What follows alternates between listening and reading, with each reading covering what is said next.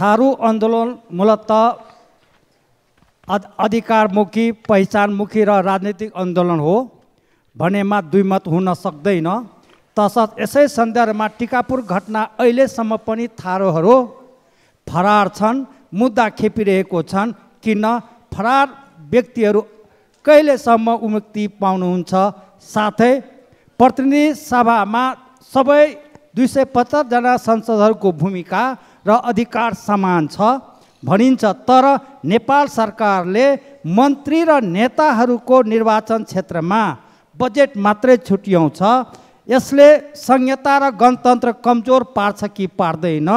निर्वाचन पछि किन यस्तो विभेद र दुर्व्यवहार गरिन्छ? साथै मधेसको साक्षरता कम हुनुको मुख्य कारण के हो? र साथै टोल टोलमा विद्यालय छन्, सुविधा छन्, तर मधेसको साक्षरता प्रतिशत कम छ। विशेष गरी मधेसको शैक्षिक गुणस्तर सुधार गरी त्यहाँका मुहार फेर्न सरकारको किन प्रभावकारी र दिगो सुधारको योजना ल्याउन नसकेको हो? सामान्य प्रधानमन्त्रीज्यूसँग जवाब चाहियो। धन्यवाद। अब सम्माननीय प्रधानमन्त्री पुष्पकमल दाहाल प्रचण्डलाई उक्त प्रश्नको जवाब दिन अनुमति दिन्छु। सम्माननीय सभामुख महोदय, प्रश्नकर्ता माननीयलाई म धन्यवाद भन्न चाहन्छु। थारू लगायत आर्थिक र सामाजिक रूपमा पछाडि परेका समुदायको पहिचान स्थापित गर्ने र आर्थिक सामाजिक सशक्तिकरणका निम्ति र त्यसको मार्फत समुदायको अधिकार सुनिश्चित गर्ने विषयमा नेपाल सरकार सधैँ नै गम्भीर रहँदै आएको म जानकारी गराउन चाहन्छु। सोही आधारमा आवधिक योजना, वार्षिक नीति कार्यक्रम तथा बजेट मार्फत सरकारले विभिन्न कार्यक्रम सञ्चालन गरिरहेको विषयमा सम्मानित सदन र मान्य सांसदहरू समक्ष म अवगत गराउन चाहन्छु। टिकापुर घटना एउटा दुःखद घटना हो। घटनाका विषयमा दोषी ठहर भएका व्यक्तिहरूको हकमा कानुन बमोजिम नै हुने कुरा मान्यहरूलाई अवगत नै छ। जहाँसम्म कैद माफी मिनाको विषय छ, त्यस घटनामा कानुन बमोजिमको प्रक्रिया पुरा गरेका केहीले सो सुविधा पाइ पनि सक्नु भएको छ भने बाँकीले कानुन बमोजिम तोकिएको प्रक्रिया अनुरूप निरूपण हुने नै छ भन्ने विश्वास व्यक्त गर्दछु। दोस्रो, सरकारले आवधिक बजेट तर्जुमा गर्दा प्रचलित ऐन कानुन बजेट तर्जुमा दिग्दर्शन एवं प्रणाली अनुरूप छलफल तथा स्वीकृति गर्ने प्रक्रियामा सबै जनप्रतिनिधिहरूको अहम भूमिका रहने कुरामा दुई मत हुन सक्दैन। सरकारको नीति तथा कार्यक्रम र वार्षिक बजेट निर्माण प्रक्रियाको परम्परागत अभ्यासमा परिवर्तन गर्न मैले यही रोस्टम मार्फत गत साल घोषणा गरेको कुरा सबैलाई अवगत नै छ। सोही बमोजिम सम्बद्ध कानुनमा समेत आवश्यक संशोधन गरी कार्य अगाडि बढाइएको पनि हो। यद्यपि सङ्घीय संसदमा नीति तथा कार्यक्रममा पर्याप्त छलफल भएर बजेट निर्माण हुने अपेक्षा गरिए पनि संसदको कार्यवाही नियमित रूपमा सुचारू हुन नसक्दा नीति तथा कार्यक्रम र बजेट तर्जुमा प्रक्रियामा हामीले अपेक्षा गरे अनुसारको रूपान्तरण गर्न भने सकेनौँ। तर सरकारले नीति तथा कार्यक्रममा उल्लेखित विषयहरूलाई सम्बन्धित सबै पक्षसँग छलफल गरी बजेटमा तालमेल कायम गर्ने पुरै कोसिस गरिएको छ। बजेट विनियोजन गर्दा बहुवर्षीय स्रोत सहमति दिइएका आयोजना, आगामी आर्थिक वर्षमा सम्पन्न हुने आयोजना, सृजित दायित्व भुक्तानी गर्नुपर्ने आयोजना, क्रमागत रूपमा रहेका आयोजना तथा अनिवार्य दायित्व अन्तर्गत खर्च हुने कार्यक्रमका प्राथमिकतापूर्वक अनिवार्य रूपमा बजेट प्रस्ताव गर्नुपर्ने हुन्छ। सङ्घीयता र गणतन्त्रको रक्षा एवं संविधानले निर्दिष्ट गरेको मार्गचित्र बमोजिम सबै भौगोलिक क्षेत्र, वर्ग र समुदायको समानुपातिक, सन्तुलित र समन्वयिक विकास, सुशासन र समृद्धिलाई मुख्य आधार लिएर बजेट तर्जुमा गरिएको विषय बजेटका प्राथमिक तथा क्षेत्रगत विनियोजनबाट प्रष्ट भएकै छ। शैक्षिक सूचकाङ्कमा पछाडि परेको मध्य प्रदेशमा शैक्षिक गुणस्तर सुधारका लागि सरकार गम्भीर रहेको छ। शिक्षातर्फ वित्तीय हस्तान्तरण मार्फत मध्य प्रदेशका स्थानीय तहमा रु 20 अरब 44 करोड बजेट व्यवस्था गरिएको छ। शिक्षातर्फ स्थानीय तहमा दिएको कुल सशर्त अनुदानको 15% मध्य प्रदेशलाई मात्र हस्तान्तरण गर्ने गरी विनियोजन गरिएको हो। त्यसै गरी स्थानीय साझेदारीमा विद्यालय कक्षा कोठा निर्माणका लागि वित्तीय हस्तान्तरणतर्फको रु 2 अरब 53 करोड मध्ये करिब 40% अर्थात् 1 अरब 2 करोड रकम मधेसका स्थानीय तहहरूका लागि मात्र छुट्याइएको छ। यसका अतिरिक्त आगामी आर्थिक वर्षको बजेटमा साक्षर भइसकेका स्थानीय तहका लागि आजीवन सिकाइ कार्यक्रम अन्तर्गत 2 लाख, साक्षर घोषणा नभएका गाउँपालिकाका लागि 3 लाख र नगरपालिकाका 4 लाखका दरले वित्तीय हस्तान्तरण गर्ने प्रबन्ध गरिएको छ। सरकारले मधेस मात्र नभएर देशैभरि गम्भीरताका साथ शिक्षा क्षेत्रमा रूपान्तरणको लक्ष्य लिएको छ। जातीय, लैङ्गिक लगायतका विभेदका कारण उपेक्षित तथा उत्पीडित समुदायको शिक्षामा पहुँच कायम गर्न छात्रवृत्ति, दिवा खाजा लगायतका कतिपय विशेष कार्यक्रम कार्यान्वयनमा रहेका र आगामी आर्थिक वर्षको बजेटमा थप कार्यक्रम समेत तर्जुमा गरिएका छन्। शैक्षिक वातावरण सुधारका लागि समुदाय, राजनीतिक दल, नागरिक समाजको महत्त्वपूर्ण भूमिका रहने भएकोले त्यसतर्फ मान्यज्यूहरूको पनि प्रभावकारी भूमिकाको समेत मैले अपेक्षा लिएको छु। धन्यवाद। अब प्रश्नकर्ता मान्य सदस्य दामोदर पौडेल बैरागी।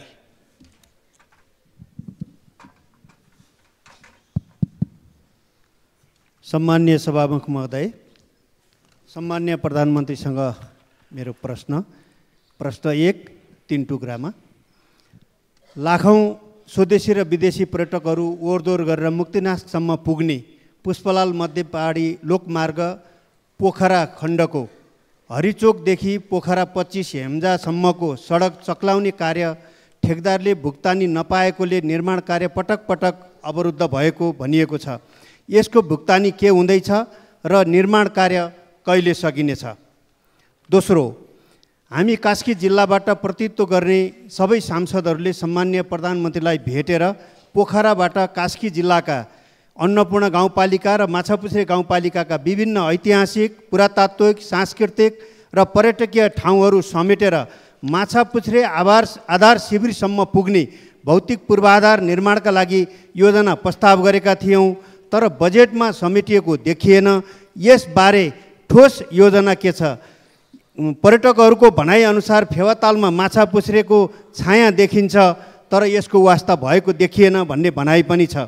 त्यसै गरी तेस्रो, पोखरा अन्तर्राष्ट्रिय विमानस्थलबाट अन्तर्राष्ट्रिय उडानका सन्दर्भमा विभिन्न देशबाट उडान हुन्छ भन्ने समाचार बेला बेला आइरहन्छन्, तर हालसम्म सरकारको ठोस र आधिकारिक धारणा आएको छैन।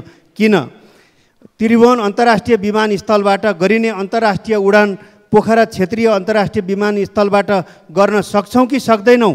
भिआइपी बाहेक सर्वसाधारण ट्राफिक जामका कारण काठमाडौँको अन्तर्राष्ट्रिय विमानस्थलमा 1 देखि 3 घण्टासम्म रोकिएको पनि अवस्था छ। त्यसैले पोखराबाट यिनै उडानहरूलाई पोखराबाट गर्न सकिन्छ कि सकिँदैन, मेरो प्रश्न छ। धन्यवाद। सम्माननीय प्रधानमन्त्रीज्यू। सम्मान्य सभामुख महोदय, मान्य सदस्यले उठाउनु भएको पहिलो प्रश्न पुष्पलाल मध्य पहाडी लोकमार्गको उक्त सडक खण्डको केही ठाउँमा रेखाङ्कन विवादले निर्माण कार्य अगाडि बढ्न नसकेको पक्कै पनि हो। निर्माण व्यवसायीलाई भुक्तानीको समस्या भने रहेको छैन।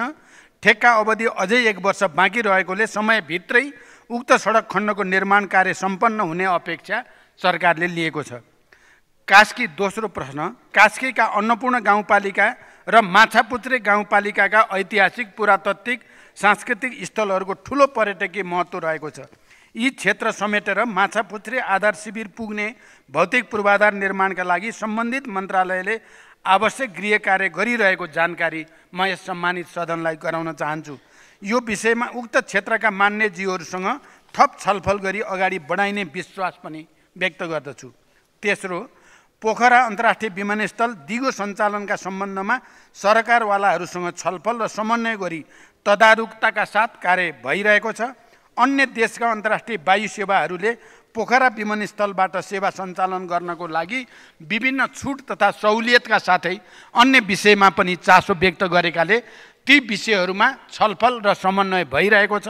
पोखरा अन्तर्राष्ट्रिय विमानस्थल लगायत 3वटै अन्तर्राष्ट्रिय विमानस्थलहरू दिगो रूपमा सञ्चालन गर्न सार्वजनिक निजी साझेदारीमा सञ्चालन र निर्माण सम्बन्धमा सुझाव पेश गर्न कार्य समिति गठन भएको र समितिले प्रतिवेदन तथा सिफारिस प्राप्त भएपछि अन्तर्राष्ट्रिय विमानस्थलहरू सार्वजनिक निजी साझेदारी वा सञ्चालनको अन्य उपयुक्त विधि तय गरी कार्यान्वयनमा ल्याइनेछ र आज बिहान मात्रै पनि मैले सम्बन्धित मन्त्रालयसँग पोखरा अन्तर्राष्ट्रिय विमानस्थल र गौतम बुद्ध अन्तर्राष्ट्रिय विमानस्थल सञ्चालनको बारेमा अन्तर्राष्ट्रिय समन्वयका लागि छलफल गरेको छु र केही सकारात्मक र उत्साहवर्धक प्रगति भइरहेको जानकारी गराउन चाहन्छु। धन्यवाद। अब प्रश्नकर्ता माननीय सदस्य दयालबहादुर शाही।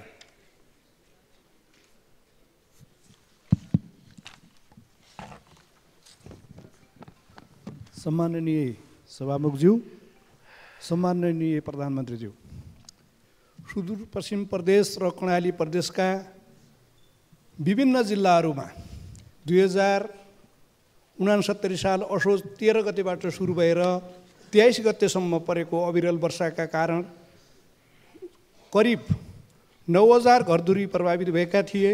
ठुलो धनजनको क्षति भएको थियो। उनीहरूको दैनिकी अहिले पनि निकै कष्टकर छ। त्यहाँका पीडित स्थानीयवासीले अहिलेसम्म पनि राहत र क्षतिपूर्ति पाएका छैनन्। 2079 सालमा भएको सङ्घ र प्रदेशको चुनावले गर्दा त्यहाँको जनताको पीडा चुनावी सरगर्मीले गर्दाखेरि ओझेलमा पर्यो। लगत्तै डोटीमा गएको भुइँचालोले गर्दाखेरि पनि बाढी पीडितहरूको जो समस्या छ त्यो ओझेलमा पऱ्यो र जाजरकोटमा गएको केन्द्रबिन्दु भएर गएको भुइँचालोले गर्दाखेरि पनि त्यो त्यतिखेरको त्यो क्षतिपूर्ति र त्यहाँको जनताको पीडा ओझेलमा परेको छ। सम्माननीय प्रधानमन्त्रीज्यू, बाजुरा, बजाङ, अछाम, दार्चुला, जुम्ला, हुम्ला, मुगु, कालीकोट, डोल्पा र दैलेख र मैले प्रश्नमा छुटाएको थिएँ दैलेख र जाजरकोटमा पनि त्यो समस्या त्यत्तिकै छ। सम्माननीय प्रधानमन्त्रीज्यू, यस सम्बन्धी यो गृह मन्त्रालय अन्तर्गतको राष्ट्रिय विपद तथा जोखिम न्यूनीकरण तथा व्यवस्थापन प्राधिकरण एकदमै उदासीन रहेको छ। पीडितहरू अझै पनि आश गरेर बसेका छन्। यस सम्बन्धमा सम्माननीय प्रधानमन्त्रीज्यूको के योजना छ? धन्यवाद। सम्माननीय प्रधानमन्त्री। सम्मान्य सभामुख महोदय, मान्यज्यूको पहिलो प्रश्न, सुदूरपश्चिम र कर्णाली प्रदेशका जिल्लाहरूमा गएको बाढी पहिरोबाट प्रभावित 3313 परिवारको आवास निर्माणका लागि आवश्यक 88,82,500 थप निकासा गर्ने प्रक्रिया अगाडि बढाइएको जानकारी गराउन चाहन्छु। यो रकम यथाशीघ्र सम्बन्धित जिल्ला र लाभग्राहीको खातामा पठाउने प्रबन्ध मिलाउन मैले सम्बन्धित निकायलाई निर्देशन दिइ नै सकेको छु। जाजरकोट र बजाङ केन्द्रबिन्दु भएर गएको भूकम्पबाट प्रभावित 85,690 अस्थायी आवासका लाभग्राही पहिचान भई अस्थायी आवास व्यवस्थापनका लागि आवश्यक 4,28,45,00,000 रुपियाँ मध्ये राष्ट्रिय विपद जोखिम न्यूनीकरण तथा व्यवस्थापन प्राधिकरणबाट 3,16,00,00,000 रुपियाँ जिल्ला विपद व्यवस्थापन समितिको कोषमा निकासा भइसकेको छ। बाँकी रहेको 1,12,45,00,000 निकासाका लागि आवश्यक प्रक्रिया अगाडि बढाइएको छ। यसै गरी डोटी केन्द्रबिन्दु भई गएको भूकम्पबाट 15,600 लाभग्राही पहिचान भई अस्थायी आवास व्यवस्थापनका लागि आवश्यक पर्ने रु 78 करोड निकासाका लागि समेत प्रक्रिया अगाडि बढिसकेको छ। धन्यवाद। अब प्रश्नकर्ता मान्य सदस्य दिकपाल कुमार शाही। सम्माननीय सभामुखज्यू, सम्माननीय प्रधानमन्त्रीज्यूलाई मेरो प्रश्न, 2080 जेठ 31 गते का दिन दैलेख जिल्लाको दुल्लु नगरपालिका 12 दहमा दाहाल, लम्साल र रूपाखेतीका कुल शिरोमणि दासुको शालिग अनावरण कार्यक्रमको आमसभामा भावुक हुँदै सम्बोधन गर्दा पञ्चकोशी क्षेत्र मेरो पूर्वजको वासस्थान हो र यस क्षेत्रको विकास गर्नु मेरो कर्तव्य हो। यसको विकासको लागि म बजेटको व्यवस्था गर्छु भन्नुभएको थियो। यस वर्षको वार्षिक विकास कार्यक्रममा त्यस्तो उल्लेख्य बजेट किन देखिएन?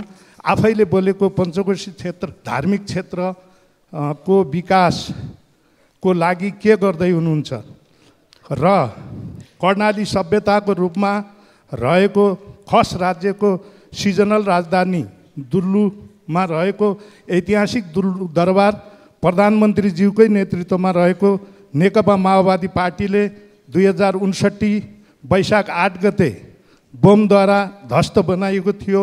सो दरबार निर्माण गर्न सरकारले के गर्दैछ?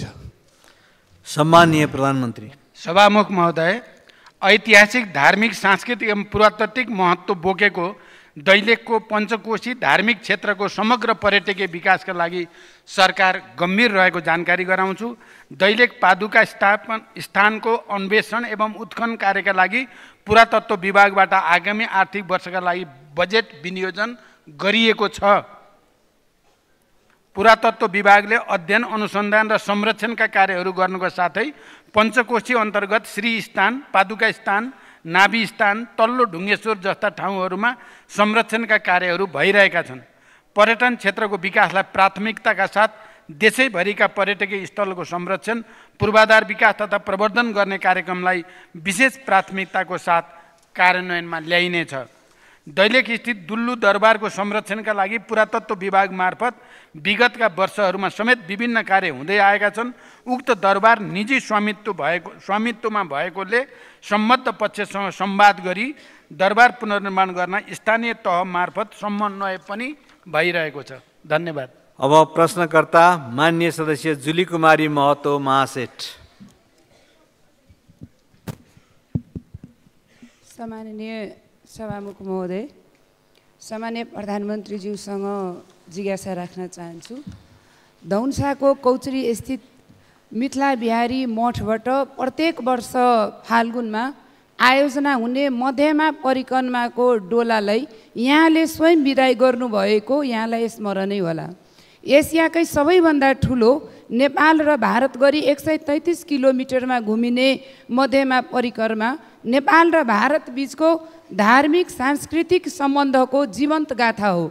भारतको फुलहड कल्ना लगायत स्थान हुँदै धौन्साको मुखियापट्टि मुसर्निया वार्ड नम्बर 6 स्थिति थलीघाट नदी पार गरेर नेपालको दर्जनौं धार्मिक स्थलहरूको परिक्रमा गरिन्छ। तर दुर्भाग्य जमुनी पुलको थलीघाटमा निर्माणाधीन पुल वर्षौंदेखि अल्पत्र परेको छ। हाल आएर नेपालकै भूभागमा नापी अनुसार तत्काल जनतालाई राहत दिन अस्थायी बेली ब्रिज पुलको निर्माण गर्नका लागि अगाडि बढेको, तर भारत पक्षबाट अवरोध गर्नुपर्ने कारण के होला? नेपालले आफ्नो भूभागमा पनि निर्माण कार्य गर्न पाउने हो वा होइन? नापी परराष्ट्र मन्त्रालय, गृह मन्त्रालय, भौतिक पूर्वाधार मन्त्रालय समेत जानकार भइसक्दा पनि उक्त भूमिको स्पष्ट नापी डिटेल्स ल्याउँदा पनि भारतीय पक्षद्वारा हालसम्म सहजीकरण गर्न नचाहेको र नेपालको भूमिमा आएर अवरोध गर्नुपर्ने कारण के होला? यसरी अवरोध खडा गरिरहँदा सम्बन्धित निकाय मुखदर्शक बन्नुपर्ने कारण के होला?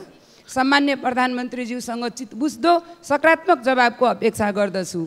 त्यसैगरी जठी जनकपुर ढल्केवर 6 लेन सडक अन्तर्गत नेपाली भूभागमा रहेको शताब्दीय पुरानो पुल आफ्नै स्थानमा अवस्थित रहेको छ र सोही पुरानो पुलको छेउमा 6 लेन सडकको मापदण्ड अनुसार अधुरो पुल निर्माण गर्न चाहँदा भारतीय पक्षबाट अवरोध सिर्जना हुँदै आएको छ। यो सम्बन्धमा सामान्य प्रधानमन्त्रीज्यूलाई जानकारी छ कि छैन? सामान्य प्रधानमन्त्रीज्यूसँग चित्त बुझ्दो निकासा सहितको जवाबको अपेक्षा गरेको छु। त्यस्तै सामान्य प्रधानमन्त्रीज्यूसँग नेपाललाई आकर्षक भ्रमण गन्तव्यको रूपमा विकास गर्दै विदेशी पर्यटकलाई आकर्षित गर्ने सरकारको योजना अनुरूप सरकारको आगामी आर्थिक वर्ष 81-82मा 16 लाख पर्यटक भित्र्याउने योजना लिएको छ। यो लक्ष्य प्राप्तिमा मिथिला संस्कृतिको खुला पुस्तकालयको रूपमा रहेको जनकपुर धाम क्षेत्रको धेरै योगदान रहने कुरा निर्विवादै छ।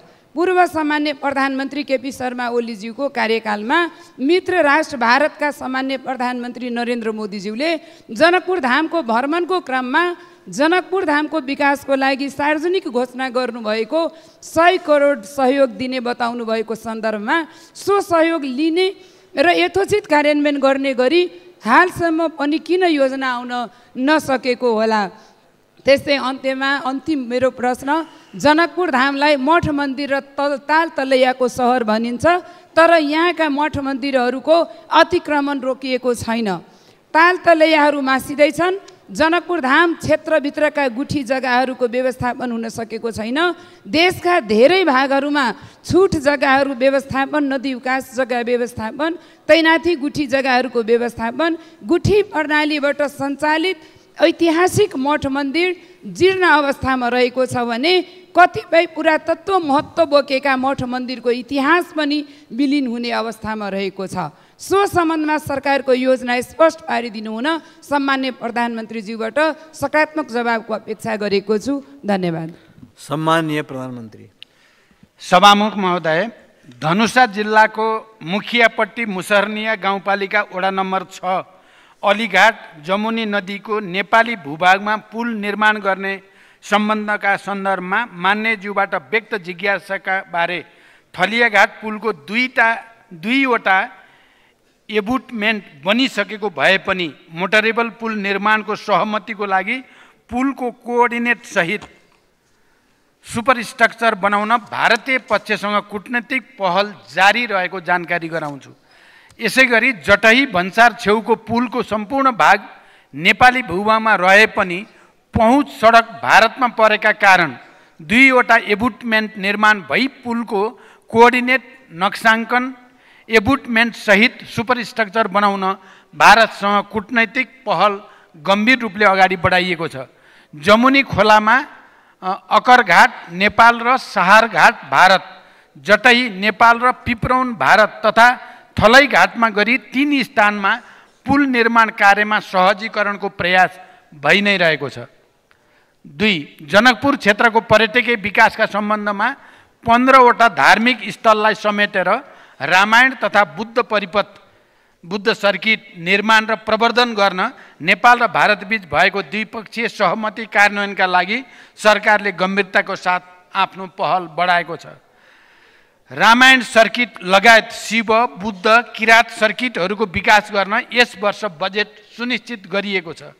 जनकपुर क्षेत्रको पर्यटकीय विकासका लागि 98 वर्ष पुरानो गोपाल धर्मशाला रहेको स्थानमा नयाँ परियोजना कार्यान्वयन गर्नका लागि विस्तृत परियोजना प्रतिवेदन तयार भई कार्यान्वयनको प्रक्रिया अगाडि बढिसकेको छ। देशका विभिन्न भागमा रहेका गुठी जग्गा लगायत सबै प्रकारका जग्गा सम्बन्धी समस्याहरू सम्बोधन गर्न सरकार संवेदनशील छ।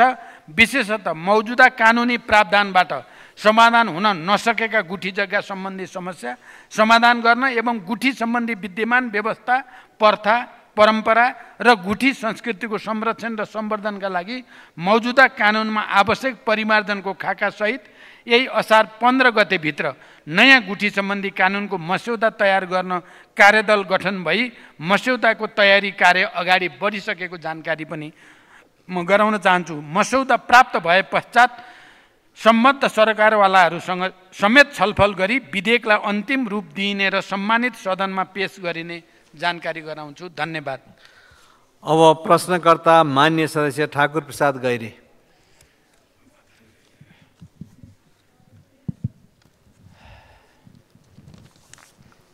सम्मान्य सभामुख महोदय, सम्मान्य प्रधानमन्त्रीज्यू, आर्थिक वर्ष 2081-82 को बजेट पास गर्ने प्रक्रियामा भएकोले बजेट सम्बन्धी केही जिज्ञासा राख्न चाहन्छु।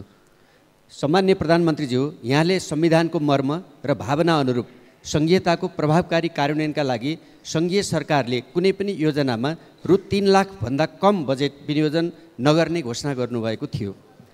3 करोड भन्दा कम बजेटका योजना विनियोजन नगर्ने घोषणा गर्नुभएको थियो। तर बजेटमा शहरी विकास मन्त्रालय लगायत विभिन्न मन्त्रालयहरूले हजारौँ योजनाहरू 5 लाख, 2 लाख र 1 लाखका र केही योजनाहरू 1000 का समेत विनियोजन गरेको पाइन्छ। सम्मान्य प्रधानमन्त्रीज्यू, यसरी बजेट विनियोजन गर्दा तपाईँले गर्नुभएको घोषणाको उपहास भएन र? यस्तो काम गर्ने मन्त्रीजीहरूलाई पुरस्कृत गर्नुहुन्छ वा के? सम्मान्य प्रधानमन्त्रीज्यू, अब तपाईँ प्रस्तुत बजेटको समर्थन गर्नुहुन्छ कि विरोध अथवा सच्याउन निर्देशन दिनुहुन्छ जान्न चाहन्छु। सम्मान्य प्रधानमन्त्रीज्यू, बजेट वक्तव्यमा उल्लेख भएको भरतपुर बुटोल पोखरा मुगलिङ भरतपुर 3वटा कोणमा राखी गण्डकी आर्थिक त्रिभुज परियोजना मध्येको एक महत्त्वपूर्ण सिद्धार्थ राजमार्ग बुटोल पोखरा खण्ड आर्थिक वर्ष 2081-82 को सुरु 6 महिनाभित्रै छोटा छोटा सुरुङ मार्ग घुम्ती घटाउने अग्ला पुल बनाउने भाइडक्ट प्रविधि मार्फतका कामहरूलाई मार्फत डेडिकेटेड डबल लेन सडक स्तरोन्नति कार्यका लागि आरम्भ गर्न सम्बन्धित मन्त्रालयलाई निर्देशन दिन अब कुनै कठिनाइ छ र म जान्न चाहन्छु। सम्माननीय प्रधानमन्त्रीज्यू, आफ्नो जिल्ला र निर्वाचन क्षेत्रमा आम जनताले चाहे बमोजिमको विकास योजना र बजेट लैजान मन्त्री नै बन्नुपर्ने हो र? म यहाँलाई प्रश्न गर्न चाहन्छु, यदि त्यसो हो भने संसदहरूलाई आफ्नै क्षेत्रमा योजना लैजान सक्ने गरी तपाईँको आफ्नै कार्यकालमा नै सबैलाई मन्त्री बनाउने योजना पो बनाउनु भएको हो कि जान्न चाहन्छु। धन्यवाद। सम्माननीय प्रधानमन्त्री। सभामुख महोदय, सरकारले वार्षिक बजेट तथा कार्यक्रम तर्जुमा गर्दा व्यवहारिक र प्रतिफल प्राप्त होस् भन्ने उद्देश्यले सङ्घ प्रदेश र स्थानीय तहमा आयोजनाहरूबीच दोहोरोपन हुन नदिने, ठुला आयोजना सङ्घबाट कार्यान्वयन नगर्ने, ठुला आयोजना सङ्घबाट कार्यान्वयन गर्ने, मझौला प्रकृतिका आयोजना प्रदेशबाट र साना आयोजना स्थानीय सरकारबाट कार्यान्वयन गर्ने विषयमा सरकार अहिले पनि स्पष्ट र दृढ रहेको जानकारी गराउन चाहन्छु। वित्तीय हस्तान्तरण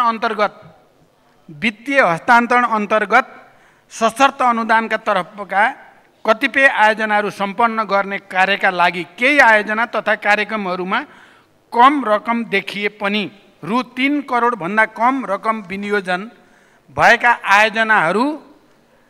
आयोजनाहरूलाई प्रदेश तथा स्थानीय तहबाटै कार्यान्वयन गर्ने गरी अगाडि बढाइने ब्यौरा समेत म जानकारी गराउन चाहन्छु। 2. एकीकृत विकासको अवधारणा अनुरूप निजी क्षेत्र समेतको सहकार्यमा भरतपुर बुटोल पोखरा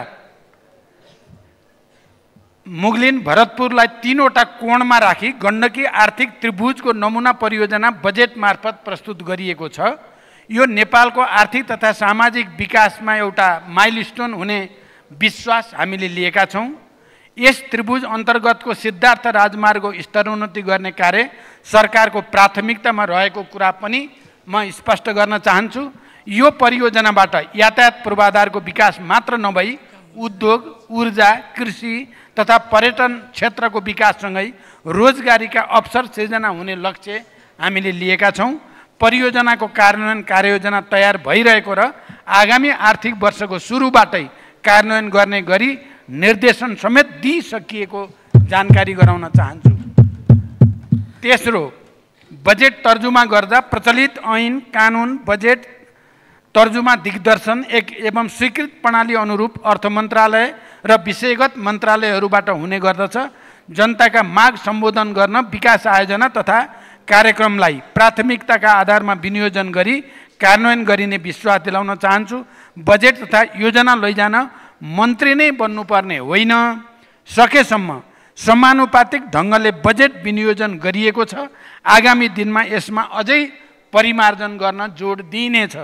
म मान्य सदस्यहरूसँग के कुरामा सहमत छु भने गत साल मैले जसरी बजेट तर्जुमा गर्न सबै मान्य सदस्यहरूको सामूहिक छलफलको अपेक्षा गरेको थिएँ, विभिन्न राजनीतिक उतार चढाव र घटनाक्रमले त्यसो गर्न चाहे जस्तो नसकिएको कुरा सत्य हो, तर फेरि पनि यसलाई त्यो रूपमा अगाडि बढाउने कोसिस गरिन्छ।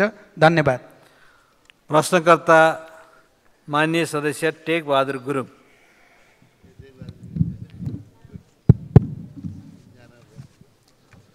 सम्मानीय सभामुख महोदय, सम्मानीय प्रधानमन्त्रीज्यूलाई म केही प्रश्न राख्न चाहन्छु।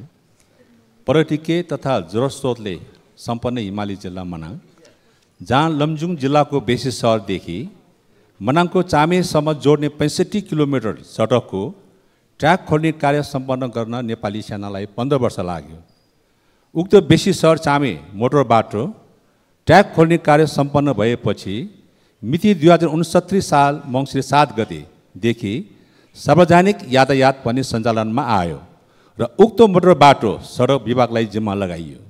सडक विभागलाई जिम्मा लिएको 12 वर्ष पुरा भइसक्दा पनि हालसम्म जम्मा 8 किलोमिटर सडक मात्रै कालोपत्र भएको छ र बाँकी 57 किलोमिटर सडक हालसम्म कालोपत्र त कुरै छोडौँ, ग्रामीणसम्म हुन सकेको छैन। राजधानीबाट सबभन्दा नजिक दूरीमा पर्ने पर्यटकीय हिमाली जिल्ला मनाङ हो। धेरै सङ्ख्यामा आन्तरिक तथा बाहिरी पर्यटकहरू भित्री जिल्लाहरूमध्ये मनाङ अग्र स्थानमा पर्दछ।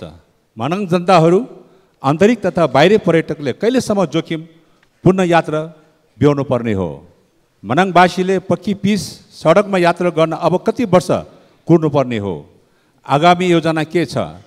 ठिक कति वर्षभित्र बेसी सहर चामे सडक ग्राभल भई कालोपत्रे पिचको कार्य सम्पन्न हुनेछ भने सम्माननीय प्रधानज्यूबाट जवाब पाऊँ। सम्माननीय सभामुख महोदय, 2078 साल असार 1 र 2 गते आएको भीषण वर्षले मनाङ जिल्लाको सदरमुकाम चामे स्थिति विभिन्न सरकारी कार्यालय, विद्यालय, पर्यटन व्यवसायहरूको होटल तथा घरहरू, नासोङ गाउँपालिका प्रशासनिक भवन, ब्याङ्क, अधिकांश घरहरू, होटल तथा व्यापार व्यवसायहरू र मनाङ जिल्लाको प्रवेशद्वारा बनिने सुन्दर ताल बजार नै डुबानमा परेको थियो। साथै जिल्लाभरिको सडक, झुलुङ्गे पुल, बाहिरी पहिरोले छेदविच्छेद गरी अरबौँको क्षति पुर्याएको थियो। तत्कालीन समयमा स्वयं सम्माननीय प्रधानमन्त्रीज्यू, पूर्व मन्त्री देवप्रसाद गुरुङज्यू, तत्कालीन ऊर्जा मन्त्री पम्प भुषालज्यू र म लगायत कर्मचारीहरूको टिमले स्थलगत अवलोकन गरी तत्कालीन सरकारले समेत मनाङ जिल्लालाई क्षतिग्रस्त जिल्ला घोषणा गरेको थियो। तर हालसम्म पनि कार्यान्वयनमा ढिलाइ भएको कारणले मनाङ जिल्लाका जनताले शास्ति खेपिरहेका छन् र मनाङ जनताले कहिलेसम्म शास्ति खेप्नु पर्ने हो? जबकि पर्यटन र जलस्रोतले सम्पन्न हिमाल जिल्ला मनाङबाट राज्यले मनकै आय आर्जन गरिरहेको छ। तर मलाई लाग्छ देशको राजधानीबाट नजिक दूरी भए पनि भौगोलिक हिसाबले अति दुर्गम हिमाल पारी जिल्ला मनाङलाई राज्यले हेपेकै हो। यस विषयमा सम्माननीय प्रधानज्यूको धारणा के छ? जवाब पाऊँ। धन्यवाद। जय नेपाल। सम्माननीय प्रधानमन्त्री।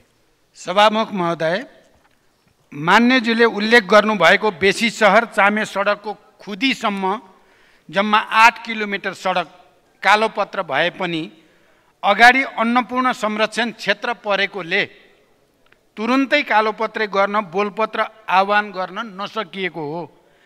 यसमा हाल वातावरणीय प्रभाव मूल्याङ्कन सम्पन्न गर्न अन्नपूर्ण संरक्षण क्षेत्र आयोजनाबाट सहमति प्राप्त भइसकेको छ र वन तथा वातावरण मन्त्रालयबाट अन्तिम सहमति प्राप्त भएपछि EIA सम्पन्न गरिने र कालोपत्रेको काम अगाडि बढाइने विश्वास व्यक्त गर्न चाहन्छु।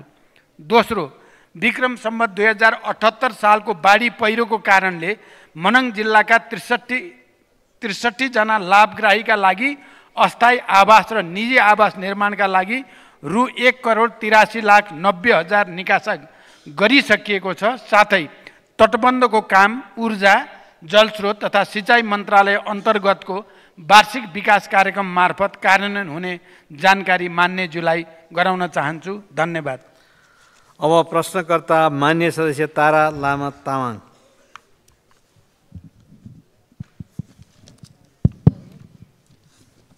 सम्मान्य सभामुखज्यू मार्फत सम्मान्य प्रधानमन्त्रीज्यूमा, तत्कालीन सरकारले 2058 सालमा शुक्लाफाटा वन्यजन्तु आरक्ष हालको शुक्लाफाटा राष्ट्रिय निकुञ्ज विस्तार गर्ने क्रममा 100औं परिवार घरबारविहीन भएका छन्। पीडित भएकाहरूलाई 22 वर्ष बितिसक्दा समेत उचित क्षतिपूर्ति र सट्टा भर्ना पाउन सकेका छैनन्। अहिलेसम्म सरकारले 32 वटा आयोग बनाइसक्दा पनि समस्या समाधान नभएकोले अत्यन्त नाजुक अवस्थामा ढक्का शिविर लगायत कञ्चनपुरको अन्य क्षेत्रका शिविरहरूमा आशमा बसेका पीडितहरूको समस्या समाधान गर्न सरकारले अधिकार सम्पन्न आयोग बनाएर 100औं पीडितलाई कहिले न्याय दिने योजना छ? 2, सरकारले योभन्दा पहिलेकै सरकारले जस्तै भर्खरै 11 वटा मुलुकबाट राजदूत फिर्ता बोलाएका छन्। हरेक पटक नयाँ सरकार बन्ने, नयाँ राजदूतहरू अनि राजदूतहरू फिर्ता बोलाउने परिपाटीले अन्तर्राष्ट्रिय जगतमा मुलुकको कूटनीतिक पक्ष कमजोर भएको छ। अहिलेसम्म 50% करियर डिप्लोमेट र 50% राजनीतिक नियुक्तिबाट राजदूत जाने गरेका छन्।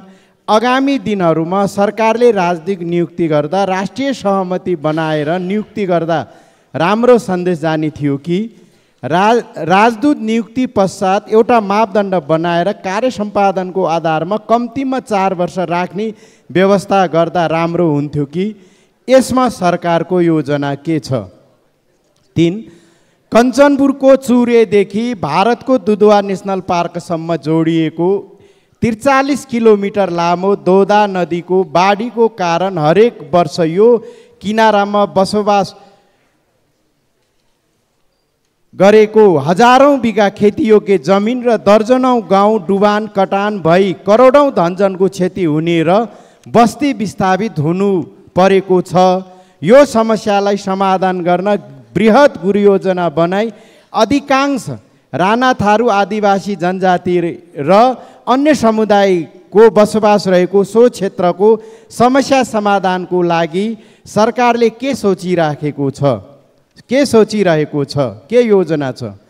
त्यसै गरी कञ्चनपुरको दक्षिणी क्षेत्रमा रहेको हुलाकी सडकको बेलौरी क्षेत्र पचुई क्षेत्रमा निर्माणको क्रममा भारतीय सुरक्षाकर्मीले सीमा विवाद देखाई निर्माण कार्यमा समय समयमा अवरोध गरेकोले नेपाली भूभागमा बनिराखेको सो सडक निर्माण अगाडि बढाउन र सीमा विवादलाई कूटनीतिक पहल गर्ने समाधान गर्ने योजना कहिलेसम्म छ?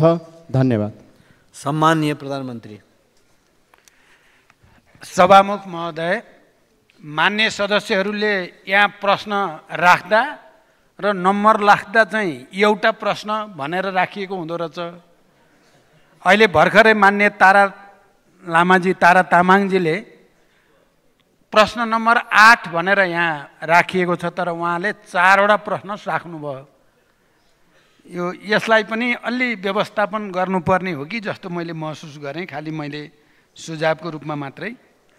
शुक्लाफाटा राष्ट्रिय निकुञ्जबाट प्रभावित जनताको समस्याका बारेमा सरकार गम्भीर छ।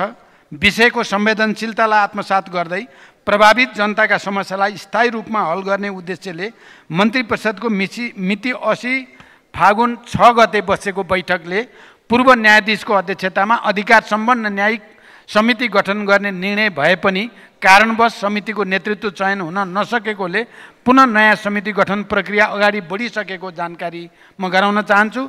अधिकार सम्पन्न न्यायिक समिति गठन भएसँगै यसअघिका आयोगका सुझावहरूलाई समेटी पीडित जनताका समस्या स्थायी रूपमा समाधान गर्न सरकार दृढ रहेको जानकारी गराउँछु।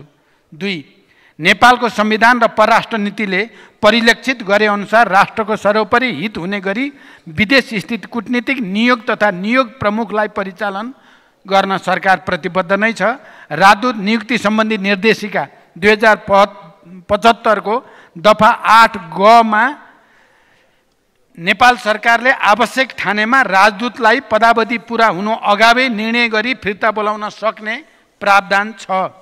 देशको हित र कूटनीतिलाई मजबुत बनाउन वस्तुगत आधारमा राजदूतहरूको मूल्याङ्कन गरी सोही अनुरूप व्यवस्थापन गर्ने नीति सरकारले विगतदेखि नै अवलम्बन गर्दै आएको छ।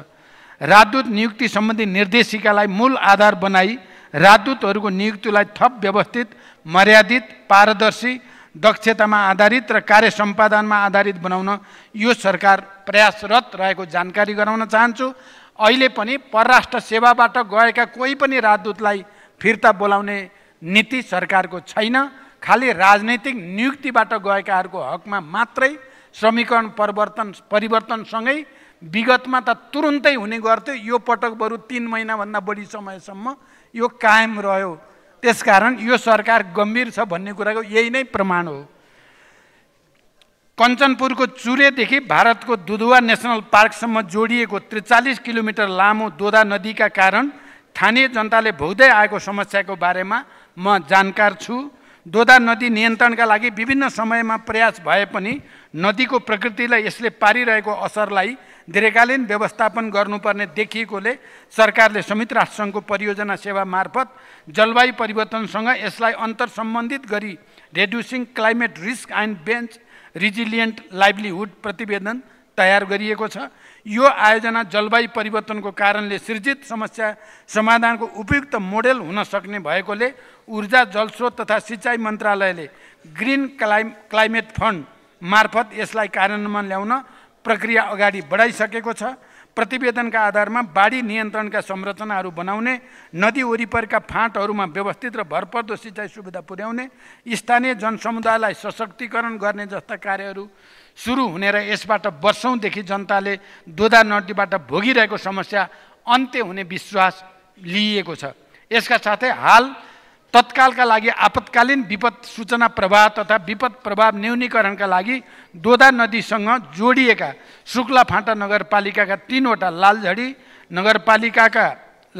नगरपालिकाका 4वटा, पुनर्वास नगरपालिकाको 1 स्थानमा गरी जम्मा 8वटा स्थानमा पूर्व सूचना प्रणाली जडान गरिएको छ भने विपद प्रतिकार तथा अन्य कार्यका लागि बजेट सुनिश्चित गरिएको छ। हुलाकी राजमार्ग अन्तर्गत डोके बजार बेलौरी बेल्दी दैजी सडक खण्डको बेलौरी नगरपालिका वडा नम्बर 8 कालोपुल खारपत खोलादेखि इटाभट्टा मोड पर्चुईसम्मको 1400 मिटर लम्बाइमा सडक निर्माण कार्य अन्तर्गत विगतमा विवाद रहित रूपमा निर्माण कार्य सञ्चालन भई ग्राभेल गर्ने सम्मको कार्य सम्पन्न भइसकेको र उक्त स्थानमा थप निर्माण कार्य सञ्चालनका लागि सहयोग तथा सहजीकरण गर्न भारतीय पक्षसँग कूटनैतिक पहल भइरहेको जानकारी गराउँछु। धन्यवाद। अब प्रश्नकर्ता मान्य सदस्य जीवन परियार।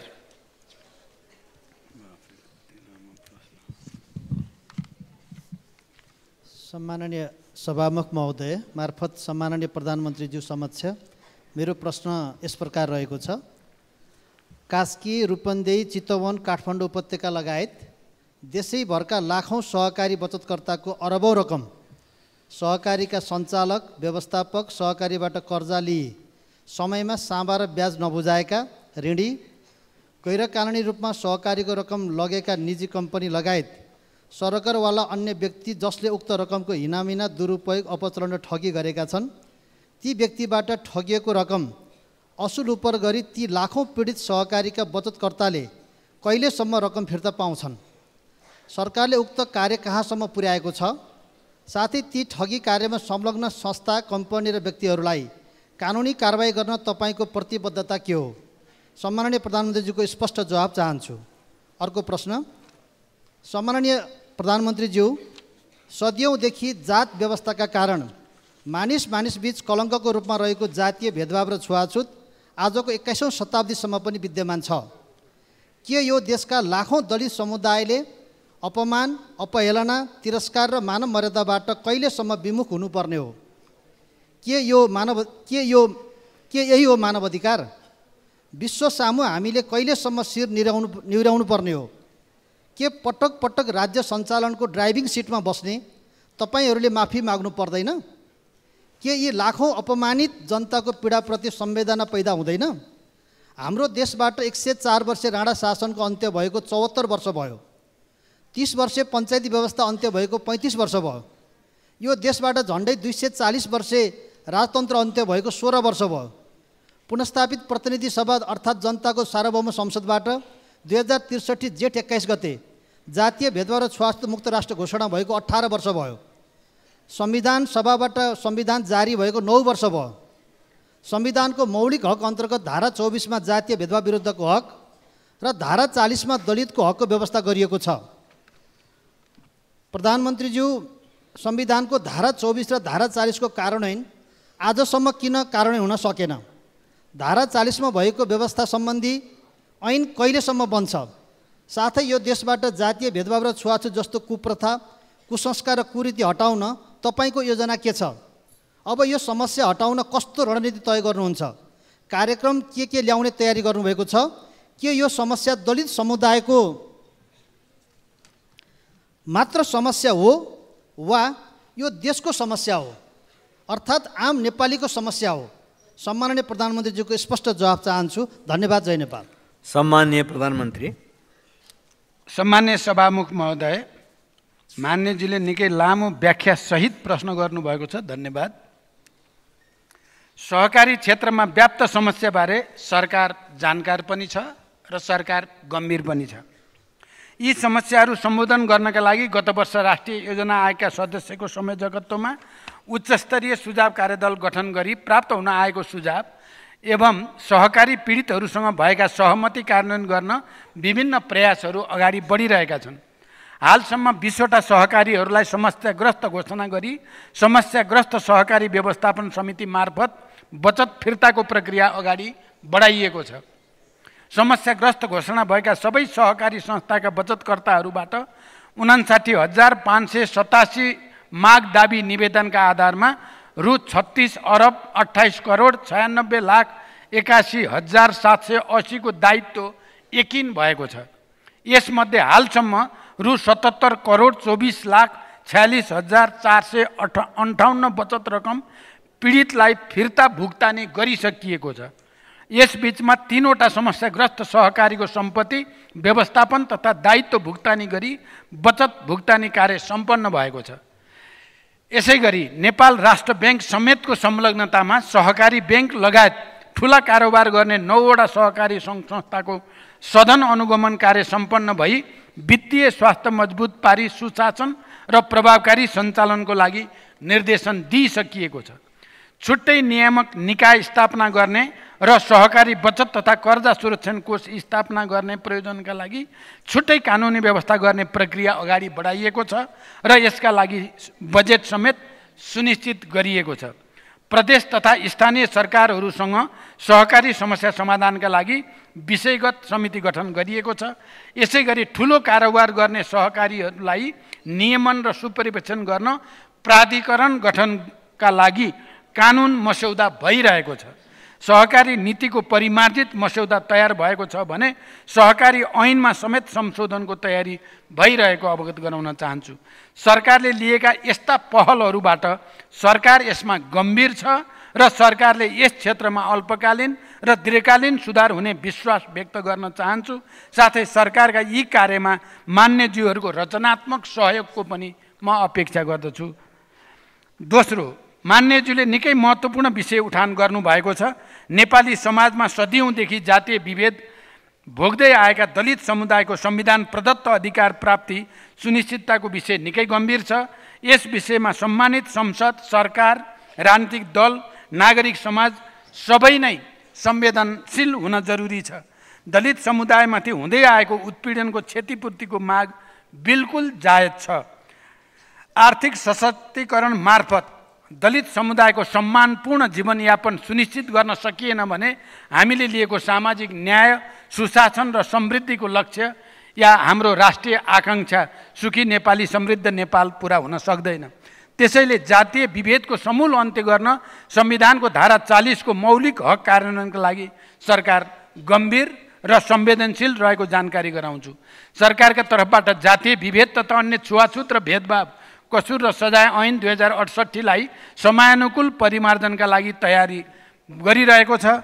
दलित समुदायको संविधान प्रदत्त अधिकारको प्रत्याभूति गर्न दलितको सशक्तिकरण कार्य गर्ने संरचनालाई एकीकृत गर्ने दलित उपेक्षित उत्पीडित वर्ग उत्थान तथा विकास प्राधिकरणको संस्थागत विकास गर्ने प्रक्रिया छिटै सुरु गरिँदैछ।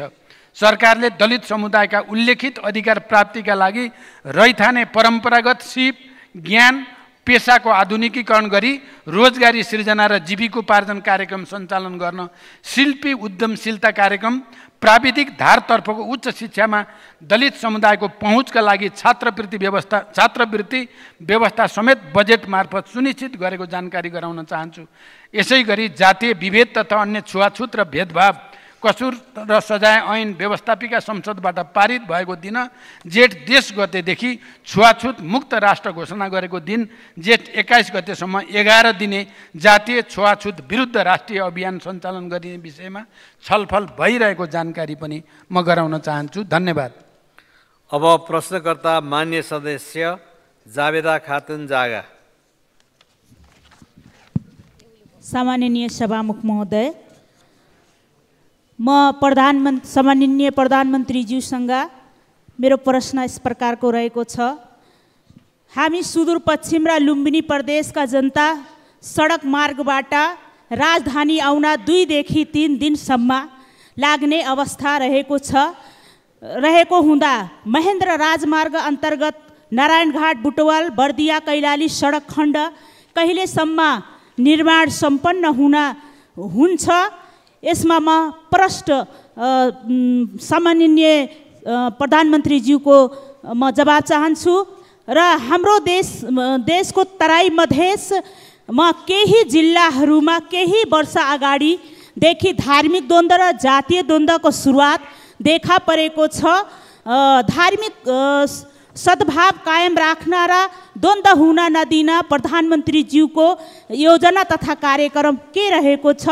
र तेस्रोमा रहेको छ ऋणमा निर्माण गरिएको पोखरा अन्तर्राष्ट्रिय विमानस्थल र गौतम बुद्ध अन्तर्राष्ट्रिय विमानस्थल भइरहवा आजसम्म पनि नियमित उडान किन हुन सकिराखेको अवस्था छैन?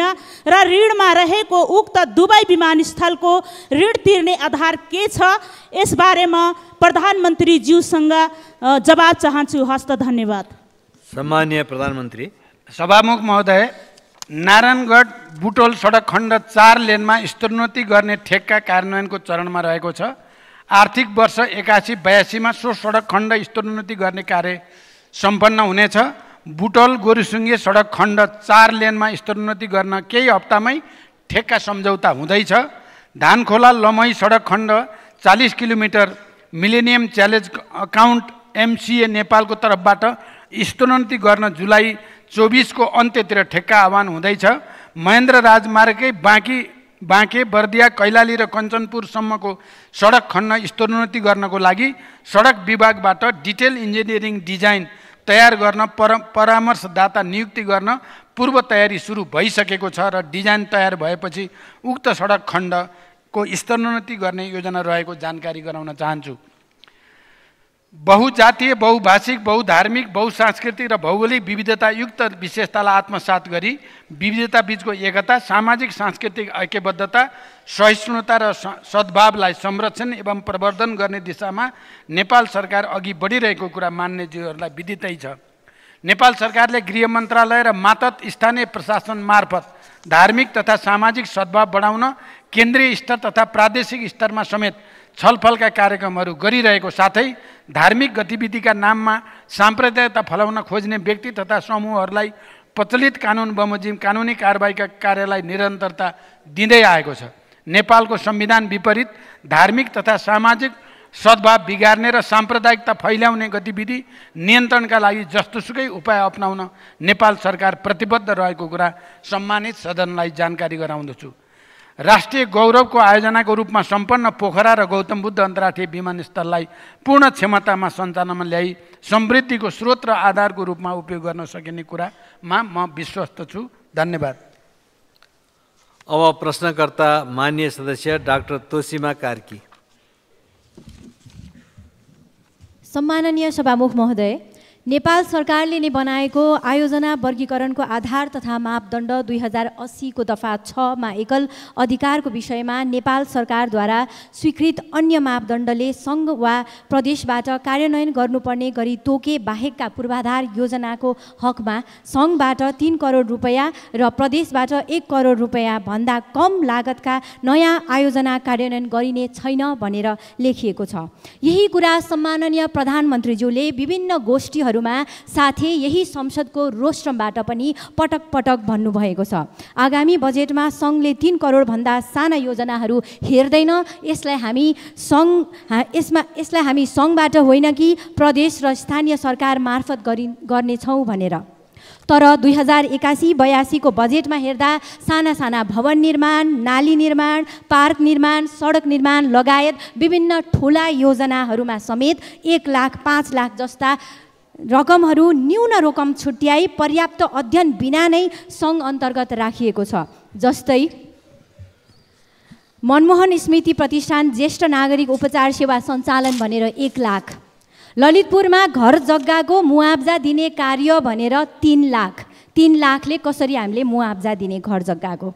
टिकाथली खरिबोटदेखि हनुमन्ते खोलासम्मको सडक स्तरोन्नति, ढुङ्गेन गणेशमान पार्क सडक, गुठी चौर देवीस्थान सडक, मोती राजकुलो महालक्ष्मी 5 मातेश्वर सडक, सातो बाटो खुमलटार सडकबाट वैकल्पिक ऊर्जाको बाटो हुँदै रेडियो नेपालको टावर उत्तरतर्फ जाने सडक, यो 5वटा सडकलाई एकमुष्ट रूपले 5 लाख। बागमती खोला पुल युएन पुलसँगै 5 लाख, नखु खोला पुलको लागि 5 लाख, महालक्ष्मी लुबु खोला जोड्ने पुलको लागि 5 लाख, खहरे खोला पुल गोदावरी सातो बाटो हरिसिद्धि 5 लाख। यी योजनाहरूमा बजेट थप्ने योजना छ कि कसरी यसलाई कार्यान्वयन गर्ने योजना छ? यी त केवल उदाहरण मात्र हुन्। सम्माननीय सभामुख महोदय, म प्रश्न सोध्न चाहन्छु, बजेट बनाउँदा मन्त्री परिषदमा मन्त्रीज्यूसँग छलफल गरियो कि गरिएन? सरकार आफैले बनाएको मापदण्ड मिच्ने गरी बजेट कसरी ल्याइयो? यस्ता कनिका छरे जस्ता बजेटका योजना कार्यक्रमहरू सङ्घबाट अब हामीले कसरी कार्यान्वयन गर्ने? आम नागरिकहरूलाई डेलिभरी कसरी दिने? 1 लाख, 3 लाख, 5 लाखले पुल बनाउँछु, बाटो बनाउँछु, नाला बनाउँछु, भवन बनाउँछु भनेर कसरी विश्वास दिलाउने आम नागरिकहरूलाई यो सरकारप्रति? अघिल्लो जवाफ अलि स्पष्ट भएन। सम्माननीय प्रधानमन्त्रीज्यू, देशकै कार्यकारी प्रमुख सम्माननीय व्यक्तित्व, राष्ट्रकै अभिभावक प्रधानमन्त्रीज्यूबाट चित्त बुझ्दो र स्पष्ट जवाफको अपेक्षा गर्दछु। धन्यवाद। सम्माननीय प्रधानमन्त्री। सभामुख महोदय, मान्यज्यूबाट निकै गम्भीरताका साथ यो प्रश्न अगाडि बढाइएको छ। सारत यो प्रश्नको जवाफ मैले यस अगाडिको प्रश्नमा पनि दिइ त सकेको छु। फेरि पनि मान्यजीले अझै स्पष्ट पार्न भनेको हुनाले म के भन्न चाहन्छु भने, स्वीकृत मापदण्ड बमोजिम आयोजनाको वर्गीकरण गर्न र सोही बमोजिम ठुला तथा रणनीतिक महत्त्वका आयोजनाहरू सङ्घीय स्तर तहबाट र मझौला प्रकृतिका आयोजना प्रदेश तहबाट र साना आयोजना स्थानीय तहबाट कार्यान्वयन गर्न सरकार अहिले पनि दृढ छ। साथै रु 3 करोडभन्दा कम रकम विनियोजन भएका आयोजनाहरू सम्भव भएसम्म प्रदेश र स्थानीय तहबाटै कार्यान्वयनमा लाने विश्वास पनि म पुनः दोहोऱ्याउन चाहन्छु। बजेट तर्जुमा प्रणालीमा विद्यमान कमी कमजोरीमा निरन्तर सुधारका लागि पनि सरकार कटिबद्ध छ। मैले अघि नै भने, चाहे जस्तो अझै हुन सकेन। यसको निम्ति हामी सबैले पनि प्रयास गर्नुपर्ने हुन्छ। मान्य मन्त्रीजीहरूले पनि योजना निर्माण गर्दा, कार्यक्रम बनाउँदा सरकारले बनाएको प्रधानमन्त्रीकै निर्देशनलाई पनि जति गम्भीरतापूर्वक लिनुपर्ने हो र साना आयोजना नराख्ने सङ्घमा भन्दै पनि राखिएको छ। भोलि तपाईँहरू पनि मन्त्री हुनुहुन्छ, अरू पनि प्रधानमन्त्री हुनुहोला। त्यसकारण यो विषय परिमार्जन आवश्यक छ। म यसमा पुरै जे भएको छ बिल्कुल ठिक भएको छ भन्ने पक्षमा त छैन, तर प्रयास जारी छ। मैले जोड दिएर फेरि पनि भन्न चाहन्छु, साना आयोजनाहरू सङ्घले कार्यान्वयन गर्दैन, प्रदेश र स्थानीय तहलाई नै कार्यान्वयन गर्न दिने व्यवस्था गरिन्छ। धन्यवाद। यति भनिसकेपछि मलाई लाग्छ आजका प्रश्नहरू सकिएका छन्। र सभामुख महोदय, म जाँदै एउटा कुरामा सबै मान्य सदस्यहरूको ध्यान आकर्षित गराउन चाहन्छु सभामुख महोदय मार्फत। हाम्रो सदनको एउटा परम्परा, प्रचलन, गरिमा जे भने पनि प्रधानमन्त्रीले बोल्ने दिन सत्तापक्ष पनि प्रतिपक्षका पनि सबै नेताहरू, सबै मान्य सदस्यहरू, मन्त्रीहरू, इमर्जेन्सी बाहेक सबै मान्य मन्त्रीहरू उपस्थित हुने प्रचलन नेपालको इतिहासमा स्थापित थियो। तर अब क्रमशः त्यो पातलिन थालेको छ। यसले हामीले अमुक प्रधानमन्त्रीलाई अलिकति अवमूल्यन गरेको पक्कै होइन होला। यो प्रक्रिया जारी रह्यो भने हामी सबैले आफैलाई अवमूल्यन गरेको ठहरिन्छ भन्ने विश्वास सहित म बिदा हुन्छु। धन्यवाद।